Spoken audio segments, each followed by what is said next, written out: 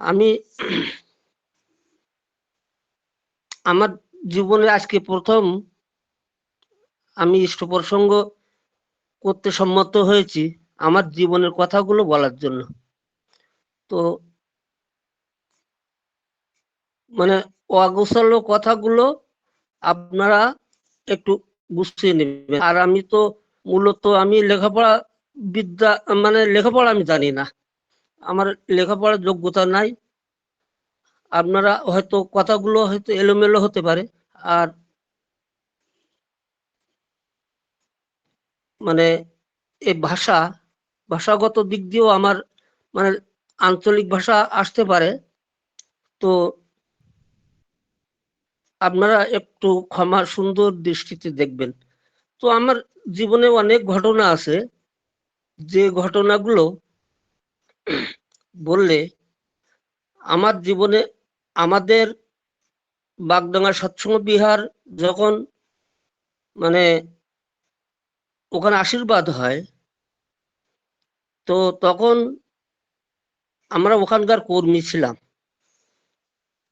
এইবার একদিন আমরা ওই ইংরেজি মাসের প্রথম শুক্রবার আমাদের ওখানে কর্মী বৈঠক হয়। আমি একদিন গেছি কর্মী বৈঠকে। আমরা তখন হিটি জাতি হইতো, প্রচন্ড পরিমাণে কাদা হইতো ওখানে। তো কর্মী বৈঠকে যাওয়ার পরে এখন রাত্রি থাকতে হইতো, রাত্রি আসি আমি আর আমাদের সাতক্ষীরার মদন সাহা, তিনি আছেন। এবার আমার সকালবেলা সকালবেলা প্রার্থনার পরে আমাদের সাত্তত সুন্দর মন্ডল, আপনারা অনেকেই চেনেন, সাত্তত সুন্দর মন্ডল যাজক কর্মী, উনার বাবা এই জমিটা দান করেছিলেন। সেখানে আর কি বাগডাঙ্গা সৎসঙ্গ বিহার হচ্ছে, তো ওনাদের বাড়িতেই আমি আর কি ছিলাম আর কি। এইবার সকালবেলা সাত্তত সুন্দর মন্ডল এবং ওনার দিদি সাবিত্রী মন্ডল, ওনারা আমাকে ওই মদন শাহদাদার কাছে জিজ্ঞাসা করছেন যে এ দাদা কি সুস্থ হয়নি? তো মদন দা বললেন যে না, উনি সুস্থ হয়নি না। আমি তখন সুস্থ নিয়ে নেয়নি, আর সুস্থ নিয়ে নেওয়ার চিন্তা ভাবনাও কখনো হয়নি। ব্যবসায়ী, আমার কাটা কাপড়ের দোকান সাতক্ষীরা বাজারে টাউনে। তখন আর কি মানে ওই যখন বললেন তখন ওই সাবিত্রী মন্ডল উনি বলছেন যে সে কি, দাদাকে দেখলি তো মনে হয় উনি সুস্থ হয়নি, কিন্তু সুস্থ হয়নি না, আজকে সুস্থ নিয়ে নিতে হবে। তখন ওখানে আমাদের উম, এক দাদার নামটা এই মুহূর্তে আমার মনে আসছে না, খুব বলিষ্ঠ কর্মী। তো সেই দাদা ওখানে ছিলেন, বললেন এই দাদা উপস্থিত আছে জ- আহ, জগদীশ মহলদার। হ্যাঁ, আমার মানে সস্তনী ঋত্বিকের নাম হচ্ছে জগদীশ মহলদার। আমার এখানে প্রতিভা রাইমা আছেন, উনি ভালো চেনেন। এইবার এই জগদীশ মহলদার উনি আছেন ওখানে। তখন ওই সাত্যতদা বলছেন দাদা আপনি এক্ষুনি চান ফিরে আসুন, আপনার এখন কিছু খাওয়া যাবে না, আপনি চান ফিরে আসুন। তাই বলি উনি আর কি ওই সাবান টাবান বের করে দিয়েছেন, ওনাদের বাড়ি পাশে পুকুর। আমি বললাম না না না, আমি স্বস্তি নিয়ে নেবো না। আমি আমরা মানে ব্যবসায়ী মানুষ, আর আমাদের বাড়ি প্রত্যেকদিন মাছ ছাড়া আমরা ভাত খেতে পারি না, আমি স্বস্তি নিয়ে নেবো না। এক কথা বলি বসে থাকলাম। তো তখন সাত্তদা বলছেন যে স্বস্তি নিয়ে আপনি এক্ষুনি নিন, আজকে নিয়ে নেন। ভালো মানে খুব মানে নাম করা আমাদের এই দাদা, মানে মানে বয়স্ক প্রবীণ ঋত্বিক, ওনার কাছ থেকে আপনি স্বস্তি নিয়ে নেন। তা আমি বললাম আমি স্বস্তি নিয়ে নেবো না। এই বলতে বলতে আমাদের ওই নবতারণ মন্ডল, উনি এখন এসপিআর, উনি এইছেন। তাই আমরা ওই সেই সাত্তত সুন্দর মন্ডল উনি বলছেন যে মানে আহ, দাদা কেন আপনি স্বাস্থ্য নিয়ে নেবেন না কেন? আমি বললাম আমি যদি এখন স্বাস্থ্য নিয়ে নেই তাহলে আমার নিজত্ব হারিয়ে যাবে। বলেন কি আপনি, মানে এ কথা কি আপনার বলা ঠিক? এক্ষুনি ঠাকুর বললেন স্বাস্থ্য মুক্তি আনে, সব প্রতিদিন সত্য পারে না, উন্নতি চলে না। আপনি বললেন কি, তাহলে তো ঠোঁটে কথা মিথ্যা হয়ে যাবে। আমি বললাম তা আমি বলতে পারি না, তবে আমি এখন স্বাস্থ্য নিয়ে নিলে সমস্যা হবে। বলছি কোনো সমস্যা নেই, আপনি এ করুন, আপনি ওই স্নান ফিরে আসুন। তখন ওই আমার দা উনি ওই সাবান নিয়ে মানে পুকুরি ঘাটে নিয়ে গেছেন, আমার নিয়ে দিয়ে মানে মাথায় সাবান দিয়ে দিয়েছেন সব গুছাই। ওই এদিকে সাবিত্রী মা উনি আম, ও কাপড়, নতুন কাপড় বের করেছেন, ধুতি বের করি, বলছেন দাদা ওই স্নান করে এসে এই ধুতি পরবেন। তখন কি করি আমি আর কি, মানে কোনো পথ খুঁজি, আমি তো না না করি যাচ্ছে, আমি নেব না, মানে আমার সুস্থ নিয়ে নেওয়ার কোনো কায়দা নেই। আমি যেহেতু আমি তার ওখানে থাকি, আমাদের বাড়িতেই থাকি না, বর্দার ওখানে থাকি। আর ওখানে আমরা প্রত্যেকদিন আমাদের শুক্রবারে কেবল মাছ খেতাম না, তো সেই মানে শুক্রবারে মাছ রান্না করে রেখে দিত, শনিবারে দিয়ে খেতাম, এরকম একটা পরিবেশ আমাদের ছিল। তো আর ঠাকুরের কথা, আমি যেখানে থাকতাম ধুলিয়ার গ্রাম, ওখানে তো ঠাকুরের কথা কেউ সহ্য করতে পারে না। আমি তো এমনিতেই দীক্ষা নিয়ে তাই ওখানে অনেক চাপে ছিলাম। এইবার আমি কি করলাম, এখন জোর পূর্বক আমাকে নিয়ে স্বস্তি দিয়ে দিলেন। দেওয়ার পরে স্বস্তি নিয়ে বেরিয়ে আমি বললাম, মনে মনে চিন্তা করলাম, এই যা গ্রহণ করেছি এ আমি ছাড়ার মানুষ না, আমার যত যা হোক না কেন আমি ছাড়বো না। এইবার মানে এইবার ওই অবস্থা বাড়ি আসলাম। বাড়ি আসার পরে বৌদিকে বলছি যে মনে করো রাস্তায় একটা সোনার দলা পড়িয়া আছে, স্বর্ণের দলা, তো ও কি মানে ওখানে রেখি আমি কি বাড়ি এসে জিজ্ঞাসা করে যাবো যে আমি স্বর্ণের দলা নেব কি না নেব? তো বলছিস কি তাই হয়, নিয়ে আসছি? হ্যাঁ আমি নিয়ে আসি। তো তখন খুব হাসি খুশি। এইবার বললো কি পেয়েছো দেখি। আমি বললাম পাইছি, খুব ভালো জিনিস পেয়ে গেছি। তো এইবার আমার বৌদি সে নাচর বান্দা শুনবে। আমি তখন বললাম দেখো আমি সুস্থ নিয়ে নিয়েছি। এই যেই বলেছি আর অমনি মুখ অন্ধকার, একদম অন্ধকার, মনে হয় যেন মানে আকাশে মেঘ। এইবার ঠিক আছে, কি করা, আমি ওই অবস্থায় আমার জায়গায় গিয়ে বসলাম। আমার দাদা বাড়ি এসে তখন রাত্রি, দাদাও দোকানদারি করে, দাদার দোকানের থেকে বাড়ি গিয়েছে রাত্রি তখন 11টা বাজে। টিপ টিপ বর্ষা, বর্ষা হচ্ছে আকাশে মেঘ।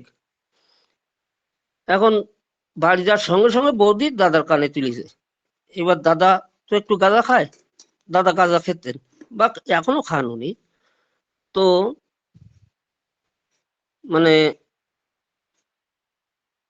তখন আর কি কি করা, মানে দাদা বলছে এই তুই এই মুহূর্তে আমার বাড়ি থেকে চলে যা, তোর মতন ভাইয়ের আমার দরকার নেই।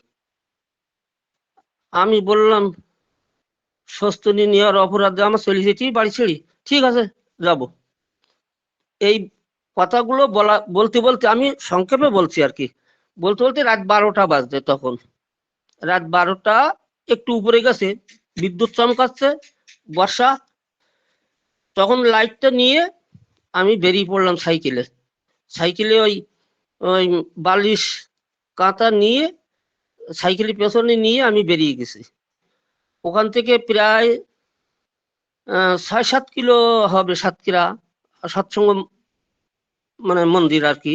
তখন আমরা সাতক্ষীরা সৎসঙ্গ রামকৃষ্ণ সৎসঙ্গ মন্দিরে থাকতাম, মানে ওখানে প্রার্থনা করতাম প্রত্যেকদিন সন্ধ্যায়। তো মানে সোজা চলে গেছি, ভিজতে ভিজতে চলে গেছি। যাওয়ার পরে ওখানে ওই কলেজের ছাত্ররা ওখানে থেকে আর কি পড়াশুনো করতো সাতক্ষীরা কলেজে। এইবার আমি যখন ওই গেছি তখন কি ব্যাপার দাদা, আপনি এই অবস্থায় এত রাত্রি? আমি বললাম, তখন ওনাদের খুলি বললাম, বলে ঠিক কাজ করেছেন, তা আপনি থাকেন এখানে, কোনো চিন্তা করবেন না। এবার থাকলাম, থাকার পরে আর কি ওই মানে ওই মানে ওই এর ভেতরে বাড়ির দিকে দাদা, এর ভিতরে কিছু বলেনি। এক সপ্তাহের মাথায় আমার দাদা এসে বলছে যে, আমার বড়দা বলছেন যে এই বাড়ি চল। আমি বললাম, আমি বাড়ি যাব না, আমি এখানে ভালো আছি। তো বলছেন না। তখন বলছেন, দেখ আমি, আমার অনেক লোকে খারাপ বলছে যে, আর দাদা আমার বাড়ির থেকে আমার দাদা আমাকে নিয়ে গিয়েছিল। তো আমি বললাম, আমি যাব না। তখন আমার দাদার শালার আন্ডারে দাদা কাজ করতো আর কি। সেই সেই দাদা এসে আমাকে বলছে, বিশ্বনাথ তুমি চলো, আমি বলছি তুমি চলো, তোমার কোনো সমস্যা হবে না। তোমার সমস্যা যত সমস্যা হোক তুমি আমাকে বলবা, আমি উম, দেখি নেবো তোমার দাদারে। তোমার দাদা বাড়ি থেকে বের করে দিয়ে ভুল করেছে। তোমার দাদারে অনেক লোকে খুব খারাপ বলছে, যে ভাইকে নিয়ে আসলো, সেই ভাইকে তাড়িয়ে দিল বাড়ির থেকে। ঠিক আছে, কি করব, আমি তখন গেলাম আর কি। যেই আমি আমার বলছে ওই দাদা বলছে যে, তোর জন্য নতুন হাড়ি কড়াই সব নতুন নেওয়া হয়েছে, তুই তোর কোনো চিন্তা নেই। এবার এর মতো অবস্থায় আমি আর কি, আমার কথাগুলো কি শোনা যাচ্ছে? একদম একদম দাদা। একদম দাদা, খুব ভালো শোনা যাচ্ছে, বলুন বলুন। এইবার আমি গেলাম। এবার পরবর্তীতে ওই দিন যায়, তখন আর কোনো সমস্যা নেই, দাদাও আমার কিছু বলেন না। এই মতো অবস্থায় আমি দোকানদারি করি ঠিকঠাক মতো বাড়ির থেকে। এইবার কিছুদিন পরে আমাদের মনোজ সরকার নাম করি, এখন এসপিআর, তিনি শিক্ষকতা করেন। তো উনি সাতক্ষীরায় থাকেন, ওনাদের বাড়ি মানে হরিণখোলা। তো উনি ওই মাঝে মধ্যে ওই এলাকার লোক আমাদের বাসায় এসে থাকতেন রাত্রে মাঝে মধ্যে। এইবার আমি আর ওই মনোজদা এক জায়গায় আছি, উনি উপনয়নধারী। এবার আমি বলছি কি যে, উপনয়ন নিতে গেলে কি করতে হয়? তখন বলছে 36 দিন ব্রত করতে হয়, ঋত্বিকের সাজেশন নিয়ে ব্রত করি, তারপরে ঠাকুর বাড়ি থেকে আর কি ওই মানে আচার্য দর্শন করি, ওখান থেকে প্রায়শ্চিত্ত করি উপনয়ন নিতে হয়। ওখানে আর 12 দিন ওই ব্রত করতে হয়। তা আমি মনে মনে বলছি, তাহলে তো ওই উপনয়ন আমার নিতে হবে, তাই যে কোনো কায়দায়। আমি তো এই স্বস্তি তো আমার এই ঠিকঠাক হয়ে গেল, এটাই তো সবচেয়ে কঠিন ব্রত। তো এটা যখন আমার স্থায়ী হলো, তখন আমার উপনয়ন নিতে হবে যে কোনো কায়দায়। তো ঠিক আছে, আমি ওই খোঁজ নিতে থাকলাম কোথায় কিভাবে কি করা যায়। এইবার মানে পরবর্তীতে মানে বেশ কিছুদিন পরে শুনলাম যে, সারসার নাম করে আমার বড়দির বাড়ি, ওখানে আমার ভাগ্নিরা আর আমার দাদা বাবুর ছোট ভাই, উনারা ব্রত করবে। আমি বললাম ঠিক আছে। আমাদের এখানে প্রতিবার আইমা আছেন, উনার বাবা খুব কঠোর এসপিআর ছিলেন, উনি প্রবীণ এসপিআর পণ্ডিত অতুল কৃষ্ণ পণ্ডিত। উনার কাছে গেলাম, যেই বললাম আমি এরকম ব্রত করতে চাই, উপনয়ন নেব। এখন উনি তখন বলেন, খুব ভালো খুব ভালো, উম, খুব ভালো হয়েছে। তারপরে আমি সস্তনী কথা বললাম, তো উনি খুব খুব খুশি। সে যে কি আনন্দ করলেন তার কি বলবো। এইবার মানে ওখান থেকে দিনখান নিয়ে ওই সবার সঙ্গে কথাবার্তা বলি, আমি দোকান বন্ধ করে দিলাম। আমার যে সমস্ত লোকজন বললাম তোমরা অনির্দিষ্টকালের জন্য তোমরা এখন বাড়িতে যাও, বাড়িতে থাকো। আমি এরকম, আমরা তো মানে মানে ঠাকুরের দীক্ষিত, আমি নিরামিষ খাই, আমি উপনয়ন নেওয়ার জন্য মানে এইগুলো আর কি, ওরা উপনয়ন তেমন বোঝে না যেহেতু অদীক্ষিত। তো আমি বললাম ঠিক আছে, ওই তোমাদের অনির্দিষ্টকালের জন্য ছুটি, আমার কতদিন লাগবে আমি জানি না।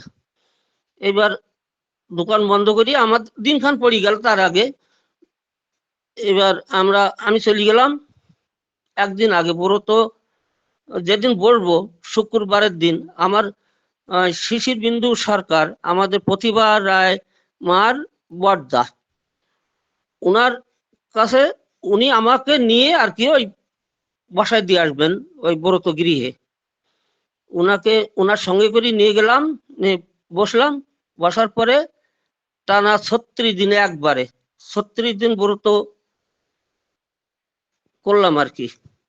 তখন 36 দিন ব্রত করতে প্রথমে মানে 4 নং 36, 4টি ওই শিশুপ্রাজা ব্রত, 4টি তো শিশুপ্রাজা ব্রত যে নিয়ম কানুন ওই রকম। প্রথম দিন আগের দিন ও ব্রত গিরিয়ে বসার আগের দিন আর কি ওই আলো আতপ খেয়ে থাকতে হয়, মাথা সাবান দিয়ে আলো আতপ খেয়ে থাকতে হয়। পরের দিন আর কি ওই ওই থানকুনি পাতার জল খাওয়া যাবে, তাছাড়া আর কিছু খাওয়া যাবে না।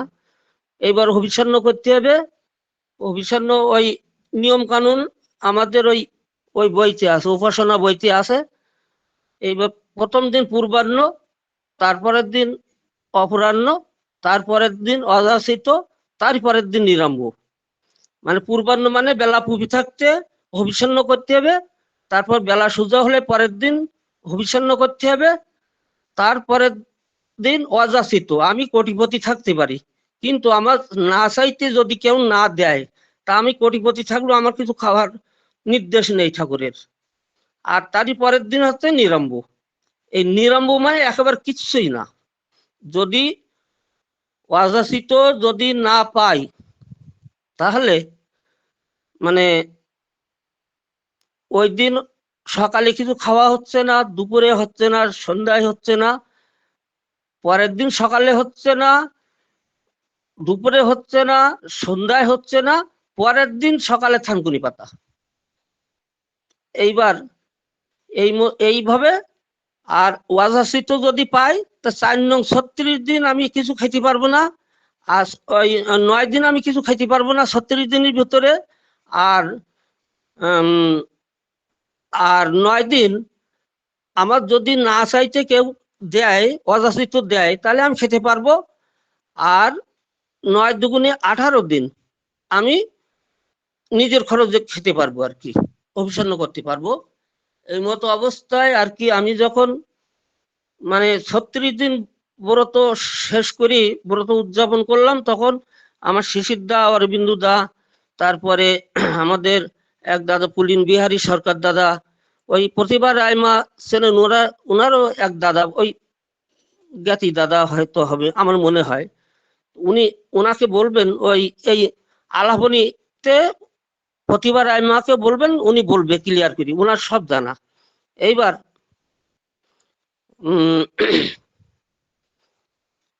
আমি আর কি ব্রত উদযাপন করি। অনেক ঋত্বিক ছিল, অনেক লোক হয়েছিল ব্রত উদযাপনে।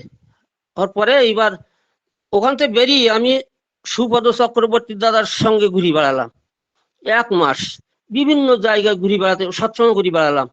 বেড়ানোর পরে মানে ওই ঠাকুর বাড়ি চলে আসলাম। এর ভিতরে বাড়ি যায়নি, কোথাও যায়নি।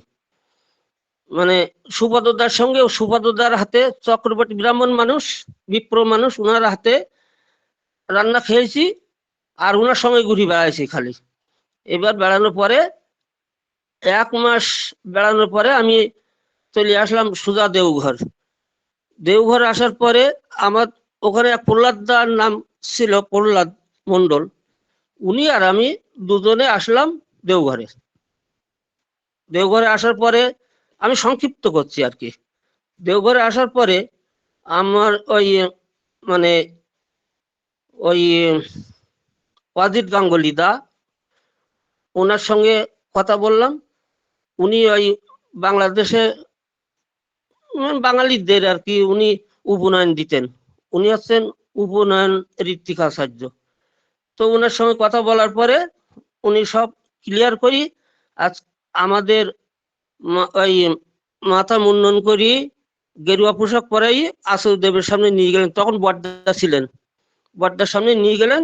নিয়ে দিয়ে আশুর দর্শন করি আমরা মাথা মানে ওই কাপড় মুড়ি দিয়ে আমরা সোজা ওই হাঁটতে হাঁটতে চলে গেলাম অজিত গাঙ্গুলিদার বাড়িতে।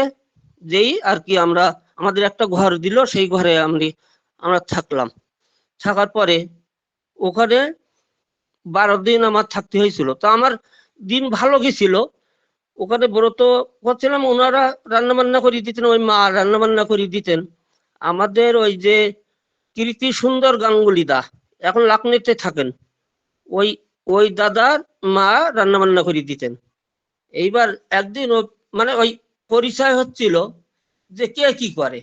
তা আমাদের প্রহ্লাদ দা বললেন যে দাদা ওই আপনি কি করেন? উনি বললেন আমি কৃষি কাজ করি। এইবার আমাকে বললেন, তাই আমি বললাম আমি টেলার মাস্টার। তখন মানে ওই পরিচয় দিয়ে মানে ক্লিয়ার বলতে হয় কে কি করে না করে। এইবার আমার কাঁথা কাপড়ের দোকান আছে। তো উনি বললেন এই আমার তো একটা মেশিন আছে, তো মেশিন ওটা ঠিকঠাক করিয়ে আমার জামা করিয়ে দেওয়া যাবে, জামা কাপড়? আমি বললাম হ্যাঁ খুব যাবে। এই ব্রতে গিরিয়ে বসে যদি কাজ করা যায় তো অনেক কষ্ট কম হয়, আনন্দ লাগে। আমি বললাম ঠিক আছে, মেশিন নিয়ে আসুন। এইবার ওনার হ্যান্ড মেশিন ছিল, উনি নিয়ে আসলেন। একাধারে ওনার 5টা পাঞ্জাবি তৈরি করে দিয়েছিলাম, হাফ পাঞ্জাবি। ওনার মেয়ের সালোয়ার কামিজ করে দিছিলাম। ওই কীর্তি গাঙ্গুলি তার একটা টি শার্ট করে দিছিলাম। আর এইভাবে মোটামুটি আমার 12 দিন আমি কাজের ভেতরে ছিলাম, খুব আনন্দে ছিলাম। এই যে 36 দিন ব্রত করার পরে যে আমার শরীরটা শুকিয়ে গেছিল, তো মানে শরীরটা আবার ওই ওখানে থেকে আবার ভালোই গেল। এইবার আমি যখন মানে ওই উপনয়ন নিয়ে 12 দিন পেরিয়ে গেল, ওই ওই একই কায়দায় ওই গেরুয়া মানে পোশাক মুড়ি দিয়ে হাতে দণ্ড ধরিয়ে দেওয়া হয়। তো ওই অবস্থায় সোজা বাড্ডার ওখানে এসি আর কি আমি আমরা দুজনেই ওই বাড্ডার সামনে দাঁড়ালাম। বাড্ডা ওখানে এসে ঘুমটা খুলে দিলাম। দেওয়ার পরে বাড্ডা বললেন এই আমাদের কাছে জিজ্ঞাসা করলাম, ভালো? তা আমরা অত তো বুঝতাম না। আম, ভালো, এইভাবে বলেছি। আর সৎসঙ্গে ওই দেওঘর তো সর্বপ্রথম ওই গেলাম, এর আগে তো কোনো সময় যাইনি আমি ঠাকুর বাড়ি। এবার বড্ডা বড্ডার দর্শন হওয়ার পরে আমরা ওখান থেকে ওই সোজা ওই প্যান্ডেলে যে থাকলাম, মেন প্যান্ডেলে। ওখানে তখন প্যান্ডেলের ব্যবস্থা ছিল, এই বিল্ডিং হয়নি। এখন যত আরাম অত আরাম তখন ছিল না। ওই মাতা মনমোহিনী ধামের পাশে ছিল আনন্দবাজার। তো আমরা ওখান ওই আমাদের বেডিং পত্র নিয়ে আর কি আমরা ওই মেন প্যান্ডেলের সামনে ওখানেই ছিলাম 2 দিন থেকে। ওই ওই নববর্ষ উৎসব তখন, ওই যেদিন নববর্ষ উৎসব প্রথম দিন, ওই দিন আমাদের আর কি ব্রত ভঙ্গ হইলো। এবার সেই মতো অবস্থায় আমরা আর কি ওই মানে উপনয়ন নিয়ে ওই 2 দিন উৎসবে আমাদের দেশের থেকে অনেক দাদারা গেছিলেন, আমরা একসঙ্গে বাড়ি আসলাম। এই পর্যন্ত আজকে থাকুক। আর এর পরবর্তীতে আমি বলবো ধারাবাহিকভাবে। জয় গুরু মা, জয় গুরু, ভালো থাকবেন সবাই। জয় গুরু দাদা, জয় গুরু। আরেকটু বলুন, 10 মিনিট বলুন। জয় গুরু বিশ্বনাথ দা, জয় গুরু। জয় গুরু। জয়গুরু দাদা। আর 10 মিনিট বলুন। তারপরে এখান থেকে আমরা মানে চলে আসলাম বাড়িতে। বাড়ি এসে আর কি মানে দোকান খুললাম। দোকান খোলার পরে ওখান থেকে আর কি ওই তখন আর কি ওই বিভিন্ন জায়গায় সৎসঙ্গে যাই। আর সুপদদা মানে একদিন মানে বাগডাঙ্গায় যে বলছে এই ব্যাপার, বলছে হ্যাঁ খুব ভালো হয়েছে অজিত গাঙ্গুলি দা আমাদের বাঙালিদের আম, উনি উপনয়ন দেন। আর ওই ওই কি পান্ডে গুরু প্রসাদ পান্ডে যেন গুরু কিঙ্কর পান্ডে উনি যারা নর্থ বেঙ্গলি ওনাদেরকে উপনয়ন দেন উনি। তো সেইভাবে মানে আর কি উনি বললেন যে এই গুরু কিঙ্কর পান্ডে দা দেন উনি ওই নর্থ বেঙ্গলিদের, আর বাঙালিদের দেন অজিত গাঙ্গুলি দা। তো এইভাবে তখন সবাই খুব মানে খুশি, বলছে এই বিশ্বনাথ দা তো আঙুলফুলি কলা গাছ, আঙুলফুলি কলা গাছ হয়েছেন। এইবার আমি ওইভাবে আসলাম, মানে থাকলো, থাকার পরে মানে আমি এইবার মানে বিয়ের কথাবার্তা চলছে। তারপরে বিয়ে হলো, মানে ঠাকুরের যেভাবে বলা সেই কায়দায়। ঋত্বিকরা হচ্ছে ঘটক, ঋত্বিকরা যা দেখি দেবে। সুপদদা আমার মানে ঘটক ছিলেন, উনি থেকে আর কি আমাকে। আর আমার বিয়ের বরযাত্রী, আমার বিয়েতে সম্পূর্ণ নিরামিষ হয়েছিল। আমাদের বাড়ি উনি ওনাকে মানে আমার স্ত্রীকে 1 মাস আগে দীক্ষা এবং স্বস্তিনী সুপদ চক্রবর্তী দাদার কাছ থেকে ওনাকে পাঠিয়ে দিয়েছিলাম। দেওয়ার পরে উনি দীক্ষা এবং স্বস্তিনী একদিনই দিয়েছিলেন। দেওয়ার পরে 1 মাস পরে আমাদের বিয়ে হয়। এবার আমার ঠাকুরের বলা বয়সের পার্থক্য আমার 15 বছরের মানে ছোট আমার স্ত্রী। তো এটা নারী নীতিতে যে ঠাকুরের কথা অনুসারে যেভাবে চলার দরকার, আমি আমার চিন্তাধারা যে ঠাকুরের বাইরে আমি যাব না। তাই যত কষ্ট হয় আর যাই হোক না কেন ঠাকুরের নীতির বাইরে আমি যাব না। এইবার আমি যখন বিয়ে করলাম, আমার মানে যেহেতু নিরামিষ হবে, আমাদের গ্রামের অনেক লোক ওই মানে আসবে না, মানে ওই গিফট দিয়ে সবাই বাড়ি চলে যাচ্ছে। আমরা হিন্দু মুসলমান সবাইকে নিমন্ত্রণ করেছিলাম, মুসলমানরা আসছে কিন্তু ওনারা আসছেন না। আমাদের রান্না করেছিলেন আমাদের একজন এসপিআর আর একজন উপনয়নধারী, মানে রবিন পাল দা আছে উপনয়নধারী, আর হাজরাক আলী বিশ্বাস এসপিআর। ওনারা দুইজন রান্না করেছিলেন, মানে খুব সুন্দর রান্না। সেই রান্না খেয়েই ওই ওখানকার মুসলমানরা পর্যন্ত বলছে তোমরা তো সারা জীবন মাছ খাও, এই নিরামিষ খেয়ে খারাপ লেগেছে কোনো জিনিস? কেউ খারাপ বলতে পারিনি। খুব সুন্দর রান্না হয়েছিল, যে মাছ মাংস ভালো খাওয়া হয়েছে। এই পর্যন্ত থাক আপাতত। পরবর্তীতে আমি অন্যটা ওই দীক্ষার ব্যাপারটা আমার এখনো আছে।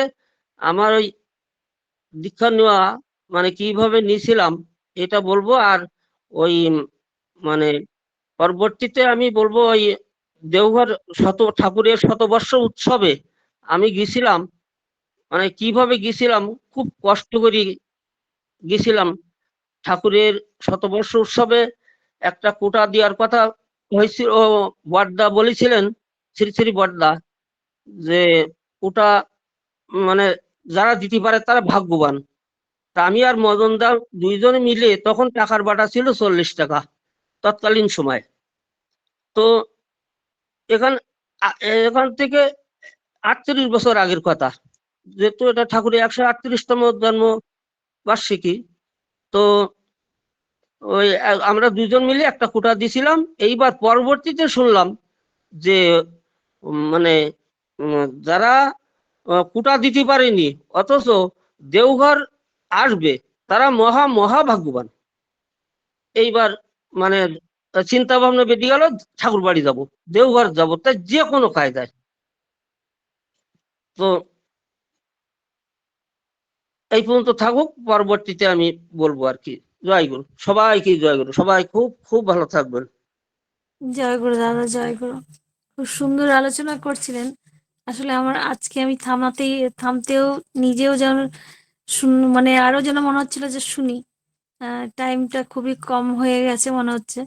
পুরোটাই শোনার ইচ্ছা ছিল, কিন্তু আহ, বাধ্য হয়ে সময়ের জন্য তাকিয়ে আপনি থামলেন। যাই হোক, অপূর্ব আলোচনা করলেন। প্রথমেই বলেছিলেন যে আপনার ভাষাগত ত্রুটি থাকতে পারে, কিন্তু আপনার ভাষা যাই হোক, আপনার ভাব আছে। আর সেই ভাবের জগতেই আমাদেরকে এতক্ষণ আপনি নিয়ে যেতে পেরেছেন। খুব সুন্দর করে নিজের জীবনের দয়ার কথাগুলো বলছিলেন। আমরা প্রত্যেকে সমৃদ্ধ হলাম। পরম পিতার কাছে প্রার্থনা করি দাদা, আপনি খুব ভালো থাকুন, সুস্থ থাকুন। ঠাকুর তো প্রকৃত মানুষ চেয়েছেন, সেই মানুষ আপনাকে পরম পিতা করতে পেরেছেন। তাই দাদার কাছে আমি দাদার মুখেই শুনছিলাম যে দুবার ঋত্বিকের পাঞ্জার জন্য এসেছেন, কিন্তু মানুষ এত নির্লোভী মানুষ আপনি, যে অবলীলায় তাকে প্রত্যাখ্যান করতে পেরেছেন। এই হচ্ছে ঠাকুরের মানুষ। পরম পিতার কাছে আপনার সার্বিক মঙ্গল প্রার্থনা করি দাদা। খুব ভালো থাকুন, সুস্থ থাকুন এবং আনন্দে থাকুন পরম পিতাকে নিয়ে। এই কাতর প্রার্থনা দয়ালের রাঙা রাতুল চরণে। জয় গুরু দাদা।